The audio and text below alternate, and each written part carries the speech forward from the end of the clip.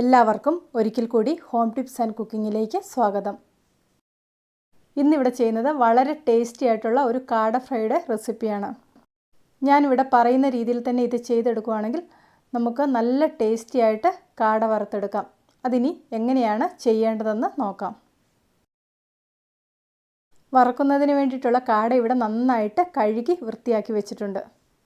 കാട വറുക്കുന്നതിന് വേണ്ടിയിട്ടുള്ള മസാല തയ്യാറാക്കുന്നതിന് വേണ്ടിയിട്ട് കുറച്ച് ഇഞ്ചിയും വെളുത്തുള്ളിയും ഇവിടെ വൃത്തിയാക്കി എടുത്തു വെച്ചിട്ടുണ്ട്.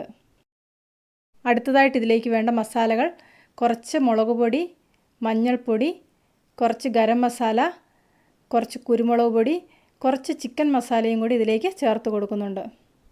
ഈ ചേരുവകളെല്ലാം മിക്സിയിലൊന്ന് നന്നായിട്ട് അരച്ചെടുക്കണം. അതിന് വേണ്ടിയിട്ട് ഇഞ്ചി ഒന്ന് ചെറുതായിട്ട് മുറിച്ചെടുക്കുന്നുണ്ട്. അതിനുശേഷം മിക്സിയിലേക്ക് ഈ ചേരുവകളെല്ലാം ചേർത്ത് വളരെ കുറച്ച് വെള്ളം ഒഴിച്ച് നന്നായിട്ടൊന്ന് അരച്ചെടുക്കാം.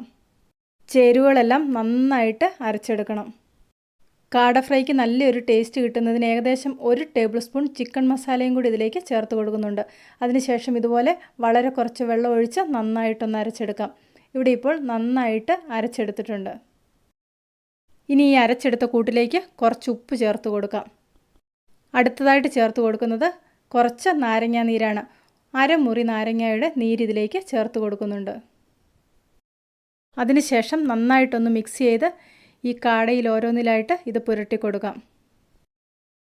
നന്നായിട്ട് മസാല പിടിക്കുന്നതിന് വേണ്ടിയിട്ട് കാട കുറച്ച് ചെറുതായിട്ടാണ് മുറിച്ചെടുത്തിരിക്കുന്നത്.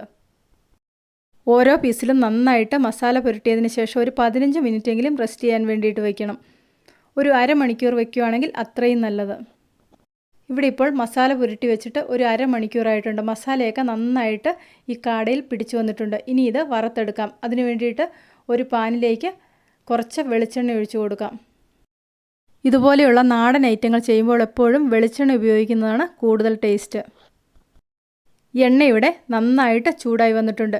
ഇനി ചൂടായ എണ്ണയിലേക്ക് കാടയുടെ പീസുകൾ ഓരോന്നായിട്ട് ഇട്ട് കൊടുക്കാം. ഒരു സൈഡ് റെഡിയാകുമ്പോൾ ഇതൊന്ന് മറിച്ചിട്ട് കൊടുക്കാം.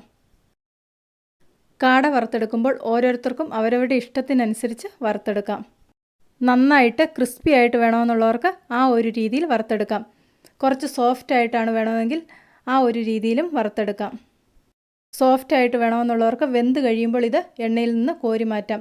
ചെറുതായിട്ടൊരു സ്പൂൺ ഉപയോഗിച്ചൊന്ന് മുറിച്ചെടുക്കുകയാണെങ്കിൽ മുറിഞ്ഞു വരുവാണെങ്കിൽ കാട വെന്തെന്ന് നമുക്ക് മനസ്സിലാക്കാം. നല്ല ടേസ്റ്റി ആയിട്ടുള്ളൊരു കാട ഫ്രൈയുടെ റെസിപ്പിയാണിത്. എല്ലാവരും ഒരു പ്രാവശ്യം ചെയ്തു നോക്കുക. തീർച്ചയായിട്ടും ഇഷ്ടപ്പെടും. ഇന്നത്തെ ഈ റെസിപ്പി ഇഷ്ടപ്പെട്ടെങ്കിൽ ലൈക്ക് ചെയ്യാനും നിങ്ങളുടെ അഭിപ്രായങ്ങൾ അറിയിക്കാനും മറക്കണ്ട. ചാനൽ ഇതുവരെ സബ്സ്ക്രൈബ് ചെയ്തിട്ടില്ലെങ്കിൽ സബ്സ്ക്രൈബ് ചെയ്ത് റൈറ്റ് സൈഡിലായിട്ട് വരുന്ന ബെല്ലൈക്കണും കൂടി ഒന്ന് ക്ലിക്ക് ചെയ്യുവാണെങ്കിൽ ഞാനിടുന്ന എല്ലാ വീഡിയോയുടെയും നോട്ടിഫിക്കേഷൻ നിങ്ങൾക്ക് അപ്പോൾ കിട്ടുന്നതായിരിക്കും.